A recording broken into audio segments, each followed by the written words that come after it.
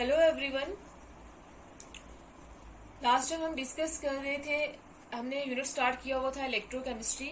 उसमें हम देख रहे थे कि कंडक्टर्स क्या होते हैं। तो हमने देखा था कि कंडक्टर्स हमारे पास ऐसे सब्सटेंसेस होते हैं जो अलो करते हैं कि वो उनसे इलेक्ट्रिसिटी जो है वो पास हो जाए, अलो the passage of electric current.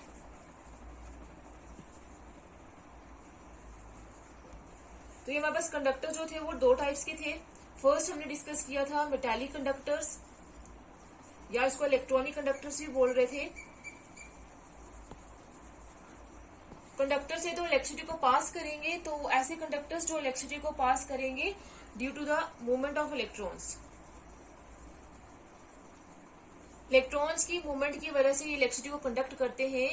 ऐसे कंडक्टर्स को हम क्या बोलते हैं, मेटालिक और इलेक्ट्रॉनिक कंडक्टर्स। और इसमें कोई भी केमिकल डिकम्पोजिशन नहीं हो रही थी, नो केमिकल चेंज या डिकम्पोजिशन।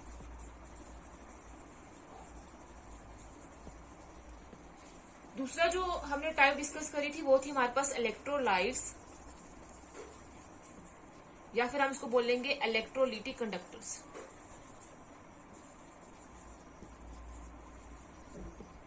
इलेक्ट्रोलाइट्स और इलेक्ट्रोलिटिक कंडक्टर्स हमारे पास ऐसे कंडक्टर्स थे जो इलेक्ट्रिसिटी को कंडक्ट करेंगे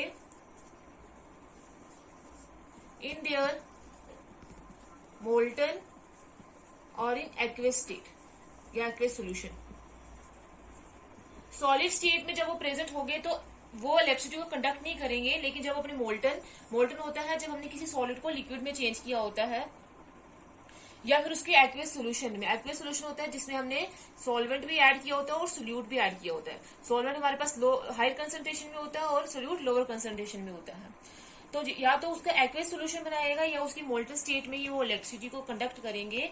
ऐसे कंडक्टर्स को हम बोलते हैं इलेक्ट्रोलिटिक कंडक्टर्स या इलेक्ट्रोलाइट्स। अब इनमें ये जो इलेक्ट्रिसिटी कंडक्ट होती है थ्रू इलेक्ट्रोलिटिक सोल्यूशन, क्योंकि इलेक्ट्रोलाइट यहाँ पे हमने क्या लिया हुआ सोल्यूट। तो अगर हम इसका सोल्यूशन बनाएंगे, इसमें सॉल्वेंट में ऐड करेंगे तो वो इलेक्ट्रोलिटिक सोल्यूशन बना देगा। तो इस इलेक्ट्रोलिटिक सोल्यूशन में जो ये इलेक्ट्रिसिटी पास होती है उसी को हम बोलते हैं इलेक्ट्रोलिटिक कंडक्शन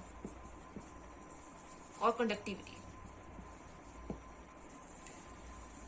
और इसमें हमारे पास एग्जांपल आ जाती है सारे एसिड्स, बेसिस, सोर्स। और इसमें जो है हमारे पास उसमें कोई भी केमिकल डिकम्पोजिशन नहीं हो रही थी, इसमें केमिकल डिकम्पोजिशन हो रही थी। और केमिकल डिकम्पोजिशन होके जब हम इलेक्ट्रोलाइट को का सोल्यूशन बनाएंगे तो वो सोल्यूशन में जाके आयंस में डिसोशिएट हो जाएगा, और इन्हीं आयंस की मूवमेंट की वजह से ये क्या करते हैं, इलेक्ट्रोलिटिक कंडक्टर्स इलेक्ट्रिसिटी को कंडक्ट करते हैं। तो इसलिए इसको या तो इलेक्ट्रोलिटिक कंडक्शन बोल सकते हैं या आयनिक कंडक्शन भी बोल सकते हैं। आज हम डिस्कस करेंगे इसके टाइप्स ऑफ इलेक्ट्रोलाइट्स। तो हमारे पास जितने भी इलेक्ट्रोलाइट्स हैं, जब हम उनको सोल्यूशन में जब हम ऐड करेंगे या डिसॉल्व करेंगे, तो जरूरी नहीं है कि सारे जो हमारे पास इलेक्ट्रोलाइट्स हैं वो सेम एक्सटेंट में डिसोशिएट हो जाए। मतलब कोई इलेक्ट्रोलाइट जो है वो 100% डिसोशिएट हो जाएगा, कंप्लीटली डिसोशिएट हो जाएगा। और कुछ जो इलेक्ट्रोलाइट्स होंगे वो 80%, 70% इस कम डिसोशिएट होंगे, मतलब पूरे के पूरे डिसोशिएट नहीं होंगे। उसके बेसिस पे हमने इलेक्ट्रोलाइट्स को दो टाइप्स में क्लासीफाई किया है। एक है स्ट्रॉन्ग इलेक्ट्रोलाइट्स, दूसरा है हमारे पास वीक इलेक्ट्रोलाइट्स। स्ट्रॉन्ग इलेक्ट्रोलाइट्स हमारे पास क्या होते हैं,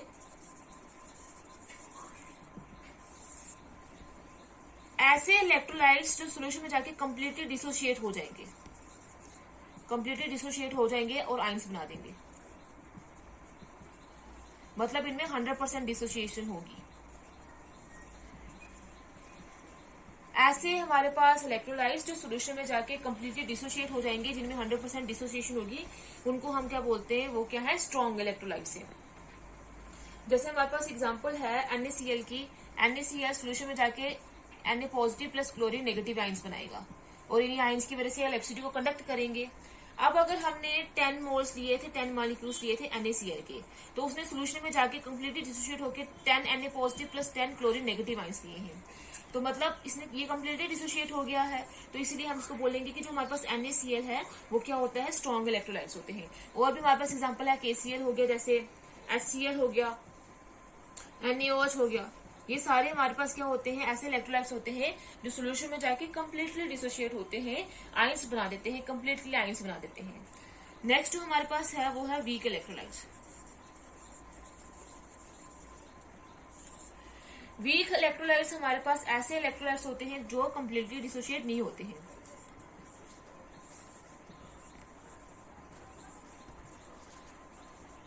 उनमें 100% डिसोसिएशन नहीं होती है। ऐसे इलेक्ट्रोलाइट्स को हम वीक इलेक्ट्रोलाइट्स बोलते हैं। जैसे हमारे पास एग्जांपल है कि अगर हमने लिए हैं 10 एसिटिक एसिड के मॉलिक्यूल्स, तो उनमें सोल्यूशन में जाके वो डिसोशिएट होंगे और वो बना देंगे हमारे पास 8CH3CO negative plus 8H positive plus 2 इसके जो CH3COH के मॉलिक्यूल्स होंगे वो डिसोशिएट किए बिना रह जाएंगे। तो इसमें हमारे पास 100% डिसोसिएशन नहीं हुई है। 10 हमने मोल्स लिए थे, उसमें 8 मोल्स जो है वो डिसोशिएट हुए हैं, 8 मॉलिक्यूल्स डिसोशिएट हुए हैं। तो ऐसे इलेक्ट्रोलाइट्स को हम क्या बोलते हैं, वो हमारे पास क्या है, वीक इलेक्ट्रोलाइट्स हैं। इसमें और भी एग्जांपल्स है वीक इलेक्ट्रोलाइट्स में हमारे पास, जैसे H2CO3 carbonic acid, H3BO3 boric acid, HCN hydrogen cyanide, ZnCl2 zinc chloride, NH4OH ammonium hydroxide, ये सारे क्या है हमारे पास वीक इलेक्ट्रोलाइट्स हैं। ये सॉल्यूशन में जाके कंप्लीटली डिसोशिएट नहीं होते हैं। अब हम देखेंगे कि ये इलेक्ट्रिसिटी को कंडक्ट कैसे करते हैं। जो इलेक्ट्रोलाइटिक कंडक्टर्स हैं वो इलेक्ट्रिसिटी को कैसे कंडक्ट करेंगे।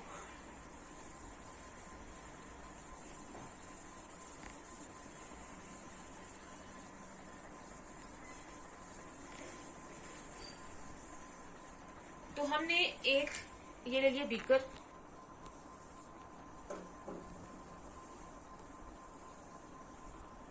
इस बीकर में हमने क्या ऐड किया था, ये हो गया हमारे पास सॉल्वेंट जो हमने लिया था।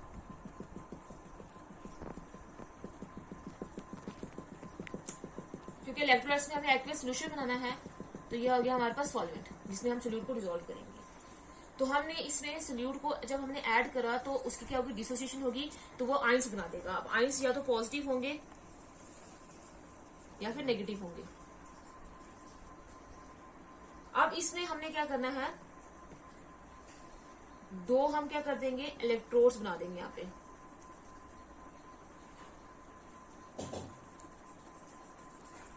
ये हो गया हमारे पास कैथोड, ये हो गया हमारे पास एनोड।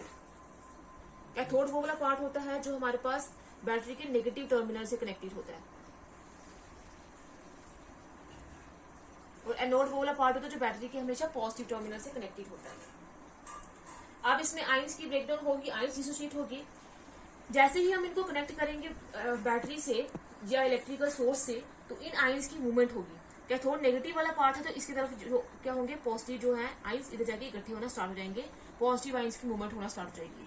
और एनोड जो होता है वो पॉजिटिव वाला पार्ट होता है, तो इसमें जो नेगेटिव आयंस है वो जाके अटैच हो जाएंगे, नेगेटिव आयंस की उधर क्या हो जाएगी, जाके मूवमेंट हो जाएगी।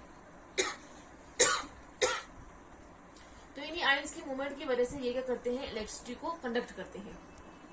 तो इस तरीके से जब ये हम इलेक्ट्रिसिटी को पास कराएंगे, ये इलेक्ट्रिक सोर्स लगा देंगे, तो आयंस मूव करेंगे, तो इसी आयंस की मूवमेंट की वजह से क्या होगी, ये इलेक्ट्रिसिटी को कंडक्ट करेंगे। और ये जो इलेक्ट्रिसिटी को कंडक्ट करते हैं इसी को हम बोलते हैं इलेक्ट्रोलाइटिक कंडक्शन या फिर आयनिक कंडक्टेंस। अब नेक्स्ट हम करेंगे कि कौन से फैक्टर्स हैं जो इस इलेक्ट्रोलाइटिक कंडक्टेंस को, ये जो इलेक्ट्रोलाइटिक सोल्यूशन की जो कंडक्टिविटी है उसको इफेक्ट करते हैं। तो नेक्स्ट है हमारे पास factors affecting electrolytic conduction. Factors affecting electrolytic conduction कि हमारे पास क्या होगा कि सोल्यूशन में जाके कितनी हमारे पास क्या होगा, इलेक्ट्रोलाइटिक सोल्यूशन की इलेक्ट्रिकल कंडक्टिविटी को फैक्टर से इफेक्ट करेंगे, वो हम डिस्कस करेंगे। फर्स्ट हमारे पास जो है फैक्टर वो है nature of electrolyte. Nature of electrolyte का मतलब क्या होगा, अब एक और चीज जो है वो रह गई है, क्योंकि हमने देखा है कि जो वीक इलेक्ट्रोलाइट्स में कंप्लीटली डिसोशिएट नहीं होते हैं, हमारे पास जो इलेक्ट्रोलाइट हमने ऐड किया होता है, और कितने हमारे पास इलेक्ट्रिसिटी जो है वो कंडक्ट हो रही है, कितनी हमारे पास डिसोसिएशन हो रही है, उसको हम करेंगे एक्सटेंट ऑफ डिसोसिएशन में एक्सप्रेस करेंगे। और ये एक्सटेंट ऑफ डिसोसिएशन क्या होता है, कितने हमारे पास हमने फ्रैक्शन दी होती है कि कितने हमारे पास जो सोल्यूट के जो इलेक्ट्रोलाइट्स के पार्टिकल्स है वो डिसोसिएट हुए हैं अपॉन टोटल नंबर ऑफ जो इलेक्ट्रोलाइट्स हमने लिए थे। तो एक्सटेंट ऑफ डिसोसिएशन को हम अल्फा से डिनोट करते हैं। तो स्ट्रॉन्ग इलेक्ट्रोलाइट्स के केस में पूरी 100% डिसोसिएशन होगी, तो हमें एक्सटेंट ऑफ डिसोसिएशन मेजर नहीं करना, तो उनके केस में हमारे पास अल्फा क्या होगा 1।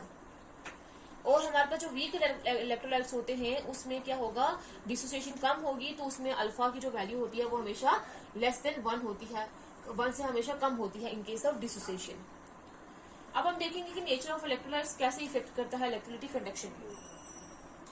तो जो कंडक्टेंस ऑफ जो कंडक्टेंस होती है वो डिपेंड करेगी in case of electrolytic solution, कितने नंबर ऑफ आयंस हमारे पास प्रेजेंट है। नंबर ऑफ आयंस पे डिपेंड करेगी, जितने अगर नंबर ऑफ आयंस ज्यादा होंगे, greater the number of ions, तो ग्रेटर विल बी द क्या होगी, फिर कंडक्टेंस होगी, कंडक्टेंस क्या होगी फिर हमारे पास ज्यादा होगी। उसके बाद क्या होगा, जो हमारे पास स्ट्रॉन्ग इलेक्ट्रोलाइट्स होते हैं वो क्या करते हैं, स्ट्रॉन्ग इलेक्ट्रोलाइट्स के केस में क्या होता है, वो ऑलमोस्ट कम्प्लीटली डिसोसिएट हो जाते हैं। तो कम्प्लीटली डिसोसिएट होंगे तो उनमें आयंस की जो नंबर होगा वो ज्यादा होगा, तो उनमें कंडक्टेंस क्या होगी फिर ज्यादा होगी। लेकिन जो वीक इलेक्ट्रोलाइट्स होते हैं उनमें आयंस जो होंगे वो कम प्रेजेंट होंगे, वो कम्प्लीटली डिसोसिएट नहीं होते हैं, तो उनमें कंडक्टेंस क्या होगी, कम होगी। तो as compare to strong electrolytes, weak electrolytes की कंडक्शन क्या होती है, कम होती है, क्योंकि इनमें lesser number of ions present होते हैं जो इलेक्ट्रिसिटी को कंडक्ट करेंगे। तो ऐसे जो है वो नेचर ऑफ इलेक्ट्रोलाइट ये जो कंडक्शन को इफेक्ट करता है। नेक्स्ट हमारे पास जो है फैक्टर वो है इंटर आयनिक इंटरेक्शंस।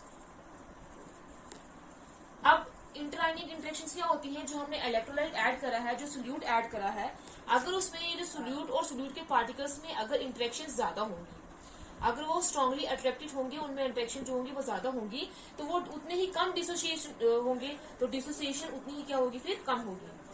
तो डिसोसिएशन उतनी अगर हमारे पास कम होगी तो उतनी ही कंडक्टेंस क्या होगी फिर कम होगी, क्योंकि उतने ही आयंस हमारे पास कम होंगे, तो आयंस ही नहीं होंगे तो इलेक्ट्रिसिटी कंडक्ट कैसे करेंगे, तो उतनी ही कंडक्टेंस हमारे पास फिर क्या होती है, कम होती है। नेक्स्ट हमारे पास जो फैक्टर है जो इफेक्ट करता है इलेक्ट्रोलाइटिक कंडक्शन को, वो है हमारे पास नेचर ऑफ द सॉल्वेंट और उसकी viscosity, nature of solvent and its viscosity. अब नेचर ऑफ सॉल्वेंट के पहले देखेंगे कि वो कैसे इफेक्ट करता है इलेक्ट्रोलाइटिक कंडक्शन को। जो हमारे पास इलेक्ट्रोलाइट्स होते हैं वो ज्यादा आयनाइज हो जाते हैं, ज्यादा आयंस बनाते हैं जब हमने पोलर सॉल्वेंट लिया होता है, जैसे वाटर की एग्जांपल होती है। तो पोलर सॉल्वेंट नहीं होता, पोलर सॉल्वेंट क्यों उसमें डिसॉल्व होते हैं, क्योंकि आयंस में भी पोल्स बन जाते हैं, पॉजिटिव और नेगेटिव आयंस, पॉजिटिव और नेगेटिव पोल्स बन जाते हैं। तो इसीलिए जो पोलर होता है वो पोलर में ही डिसॉल्व होता है। तो अगर हमारे पास जो इलेक्ट्रोलाइट्स होते हैं वो ज्यादा आयनाइजेशन, ज्यादा आयनाइज या ज्यादा आयंस बनाते हैं पोलर सॉल्वेंट में। तो जितनी ज्यादा सॉल्वेंट की पोलैरिटी होगी उतनी ही ज्यादा क्या होंगे, सॉल्वेंट की पोलैरिटी अगर हमारे पास ज्यादा होगी उतनी ज्यादा क्या होगी, डिसोसिएशन होगी, उतने ही ज्यादा हमारे पास नंबर ऑफ आयंस होंगे और उतनी ज्यादा क्या होगी, कंडक्टेंस। तो नेक्स्ट है हमारे पास विस्कोसिटी। विस्कोसिटी क्या होता है, एक ऐसी फोर्स जो लिक्विड के फ्लो को अपोज करे। तो जितनी ज्यादा एक लिक्विड जो होगा विस्कस होगा, उतनी ज्यादा उसमें मूवमेंट ऑफ आयंस जो होंगी वो उसको हिंड्रेंस होगी, वो मूवमेंट ऑफ आयंस जो होंगे, आयंस जो है वो मूव नहीं कर पाएंगे, ions do not move. Viscous का मतलब होता है गाढ़ापन, कि जितना ज्यादा हमारे पास एक लिक्विड एक सोल्यूशन गाढ़ा होगा उतनी ज्यादा क्या होगी, उसमें आयंस की मूवमेंट कम होगी और उतनी कम क्या होगी फिर कंडक्टेंस होगी, अगर हमारे पास आयंस जो है वो मूव ही नहीं करेंगी। तो ये इफेक्ट था हमारे पास नेचर और सॉल्वेंट, नेचर सॉल्वेंट का और हमारे पास उसकी विस्कोसिटी। नेक्स्ट अगर हम देखें जो हमारे पास है वो है सॉल्वेशन ऑफ आयंस। सॉल्वेशन का मतलब होता है कितने हमारे पास सोल्यूट के जो मॉलिक्यूल्स है वो सॉल्वेंट में डिसॉल्व हुए हुए हैं। तो सॉल्वेशन ऑफ आयंस जो है वो कैसे इफेक्ट करेगा, अगर हमारे पास सोल्यूट और सॉल्वेंट की इंटरेक्शन जो है वो ज्यादा होगी, सोल्यूट जो है वो सॉल्वेंट से ज्यादा इंटरेक्टेड होगा, उनमें इंटरेक्शन ज्यादा होगी, तो उतना ही सोल्यूट जो है वो कम डिसोसिएट होगा, डिसोसिएशन क्या हो जाएगी फिर कम हो जाएगी। तो डिसोसिएशन अगर हमारे पास कम होगी तो क्या होगा, फिर उतने ही आयंस हमारे पास कम प्रेजेंट होंगे, तो उतनी ही कंडक्टेंस भी फिर क्या होगी, कम होगी। तो इसलिए हमारे पास सोल्यूट और सॉल्वेंट की इंटरेक्शन ज्यादा नहीं होने चाहिए, क्योंकि अगर जितनी ज्यादा इंटरेक्शन होगी उतनी आयंस हमारे पास कम टूटेंगे और उतनी कंडक्शन क्या होगी फिर हमारे पास कम। नेक्स्ट जो फैक्टर है वो हमारे पास टेम्परेचर है। टेम्परेचर कैसे इफेक्ट करता है, ज्यादा टेम्परेचर ज्यादा अगर होगा तो कंडक्टेंस भी ज्यादा होगी, क्योंकि टेम्परेचर के इंक्रीज करने की वजह से क्या होगा, जो हमारे पास आयंस प्रेजेंट होंगे उनकी काइनेटिक एनर्जी इंक्रीज हो जाएगी। काइनेटिक एनर्जी इंक्रीज होगी तो वो हमारे पास मोशन में ज्यादा आएंगे, वो ज्यादा मूव करेंगे। ज्यादा मूव करेंगे तो अब उनके बीच में कोई भी अगर इंटरेक्शन होंगी वो हमारे पास क्या हो जाएंगी, डिक्रीज हो जाएंगी, इंटरेक्शन डिक्रीज हो जाएंगी और ज्यादा नंबर ऑफ आइंस बनेंगे। नंबर ऑफ आइंस अगर ज्यादा होंगे तो उतनी ज्यादा वो इलेक्ट्रिसिटी को क्या करेंगे, फिर कंडक्ट करेंगे। नेक्स्ट जो हमारे पास फैक्टर है वो है कंसंट्रेशन ऑफ द सोल्यूशन।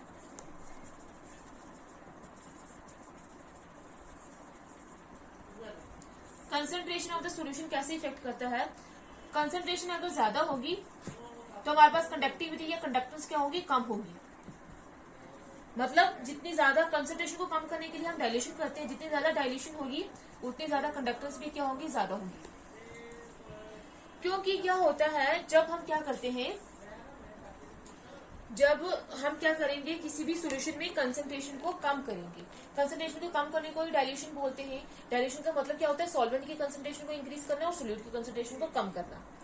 अब in case of weak electrolytes, weak electrolytes के केस में क्या होगा हमारे पास, जब हम डाइल्यूशन करेंगे तो हमारे पास क्या होगा, फिर पहले अगर कंसंट्रेशन ज्यादा थी तो कंसंट्रेशन ज्यादा होगी तो आयंस उतने ही कम बनेंगे और आयंस की मूवमेंट भी क्या होगी, कम होगी। मूवमेंट ऑफ आयंस क्या होगी, कम होगी। अगर आयंस की मूवमेंट कम होगी तो कंडक्टिविटी या कंडक्टेंस भी क्या होगी, फिर कम होगी।